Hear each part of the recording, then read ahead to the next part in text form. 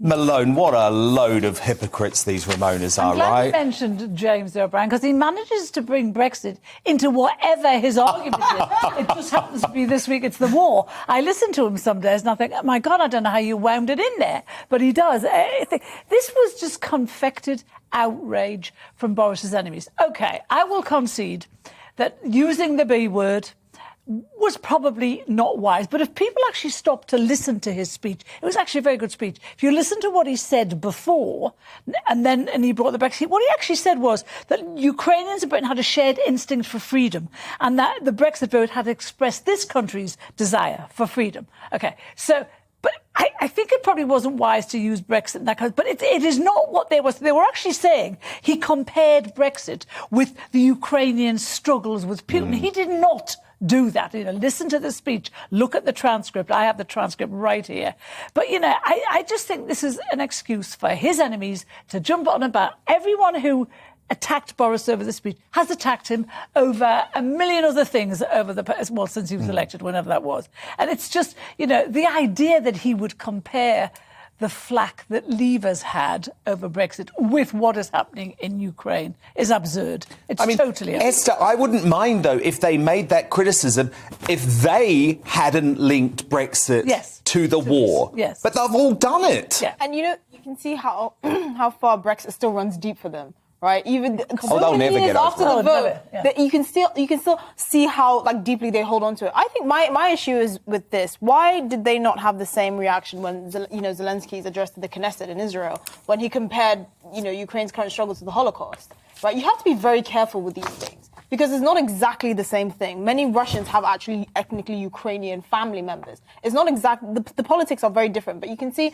they will kick up a storm over something like this, which I also must admit that wasn't the perfect comparison. I think what he was trying to say was more of Ukrainians' desire for self-determination, for freedom, exactly, for self-determination and self-actualization, and democracy, fundamentally. Exactly. Yes. But Benjamin Butterworth, how on earth can you defend this rank hypocrisy from Alistair Campbell, from Michael Heseltine, from James O'Brien, from Lionel Barber? Your heroes, by the way.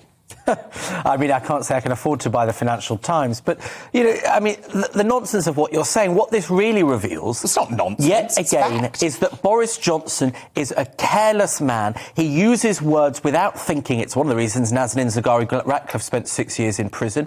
He doesn't have the dignity or the respect for his office, and he shows it over and over again to try and suggest that there are any similarities between the actions of Russia and Ukraine and Brexit. It shows a lack of statesmanship. Okay. That's your opinion on Boris's speech. Opposed to Brexit somehow don't value freedom. That's your opinion on Boris's speech, and I'm very happy for Benjamin to have that opinion. Can I just say... Very generous of you. Could you explain, then, why Boris is the most popular politician in Ukraine at the moment, apart from Zelensky? Latest poll.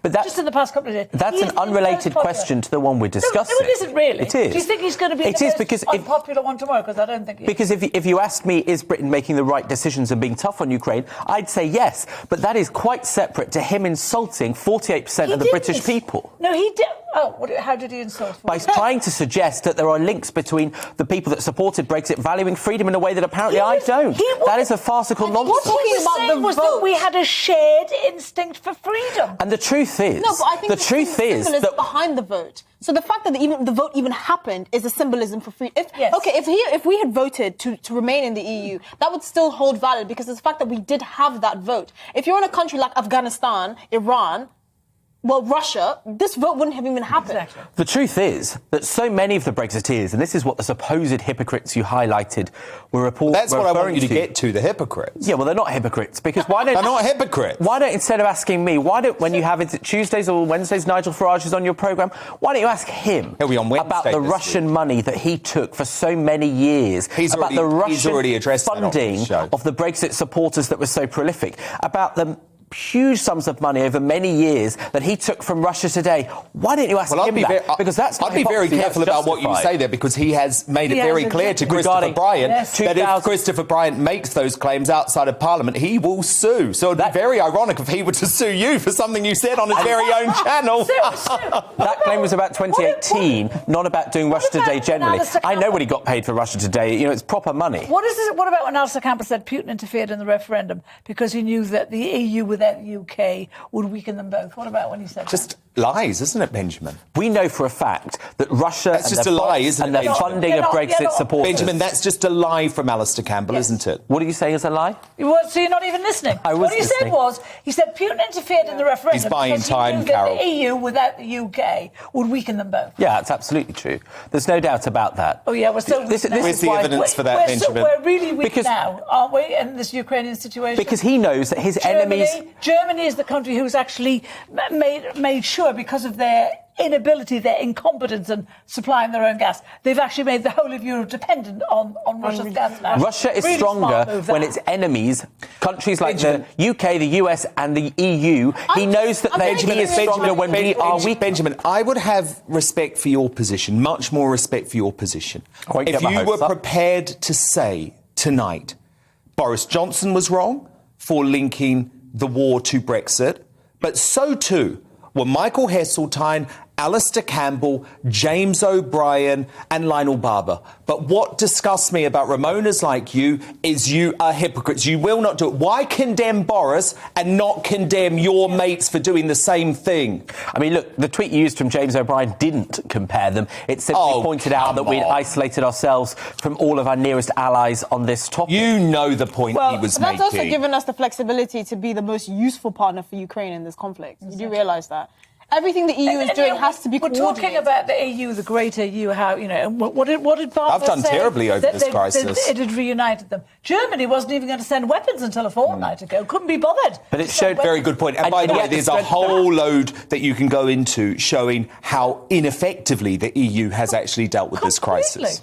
Completely. Well, I don't accept it, and also it was the pressure of other EU countries that turned Germany's attitude around to end decades of a set view of how to behave on these things, and they changed it after people like Emmanuel Macron changed their mind. So Benjamin, just to clarify, you expect to hold the Prime Minister to a different standard than your Remoaner pals? Just to clarify. I expect that you shouldn't look at Boris Johnson comparing Brexit to Russia and Ukraine, and that you should be able to criticise that without any caveat. But it appears you can't. You are so high on the Kool-Aid of Brexit that you have to bring it back to this old divide. It's just a nonsense. But they made the divide. That's not what I've done. That's what I've done. He did recognise that comparing Brexit to Ukraine wasn't necessarily the best comparison. Yeah. I'm just saying we should have the same rule. Exactly. We should have the same rule across society. If we're saying it's wrong to blame Brexit for this war, it shouldn't matter whether it's Boris Johnson making the comparison or whether it's James O'Brien making the comparison.